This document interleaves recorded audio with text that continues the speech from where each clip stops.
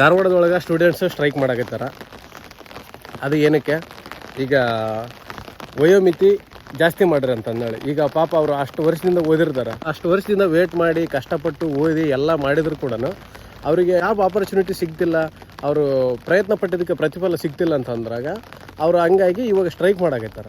ಈ ಸ್ಟ್ರೈಕಿನ ಬಗ್ಗೆ ನಾನು ಹೆಚ್ಚಿನ ಮಾಹಿತಿ ನೋಡಮ್ಮ ಅಂತಂದೇಳಿ ಯೂಟ್ಯೂಬ್ ಸರ್ಚ್ ಮಾಡಿದೆ, ಎಲ್ಲ ನ್ಯೂಸ್ ಚಾನಲ್ ಒಳಗೂ ನೋಡಿದ್ನಿ ಅಂದ್ರೂ ಯಾವನೊಬ್ಬನೂ ವೀಡಿಯೋ ಮಾಡಿಲ್ಲ, ಯಾರು ಇದ್ರ ಬಗ್ಗೆ ನ್ಯೂಸೇ ಮಾಡಿಲ್ಲ.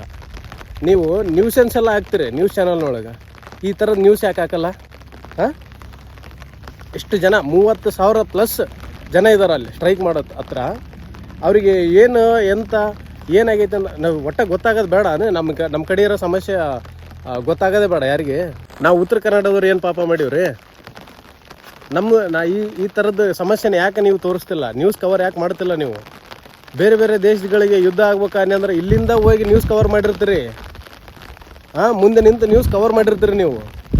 ಮತ್ತು ಇಂಥದ್ದು ಯಾಕೆ ಮಾಡಲ್ಲ? ಇಲ್ಲೇ ಅಲ್ರಿ ಇದು ಕರ್ನಾಟಕದೊಳಗೆ ನಡೀತಿರೋದು ಇದು. ಇದನ್ನ ಯಾಕೆ ಮಾಡ್ತಿಲ್ಲ? ಓಹೋ, ನಿಮ್ಗೆ ಇದರಿಂದ TRP ಬರಲ್ಲ ಅಂತನಾ ನೀವು ಹಿಂಗೆ ಮಾಡ್ಕೊಂತೀರಿ? ಸ್ಟೂಡೆಂಟ್ಸ್ ಒಂದಿನ ನೇಪಾಳಲ್ಲಿ ಏನಾಯ್ತು ಗೊತ್ತಲ್ಲ, ಹಂಗೆ ಆಯ್ತಪ್ಪ ಅಂದ್ರೆ ಅವಾಗ ಏನು ಮಾಡ್ತೀರಿ? ಅವಾಗಾದ್ರೆ ನ್ಯೂಸ್ ಬೇಕು ನಿಮಗೆ, ಆ ಥರ ಆದಾಗ ನ್ಯೂಸ್ ಬೇಕು. ಎಷ್ಟು ಜನ ಮಾಡಿಲ್ಲ ನೇಪಾಳ ಒಳಗೆ ಹಂಗಾಗ್ತೈತಿ ಹಿಂಗಾಗ್ತೈತಿ, ಇಲ್ಲಿದು ಯಾಕೆ ಮಾಡ್ತಿಲ್ಲ? ನಮ್ಮ ಕಡೆಗೆ ಒಳ್ಳೆ ಫೆಸಿಲಿಟಿ ಇಲ್ಲ, ಏನಿಲ್ಲ, ಇಂಥದ್ದಾದ್ರೂ ಮಾಡ್ಬೇಕಲ್ಲ.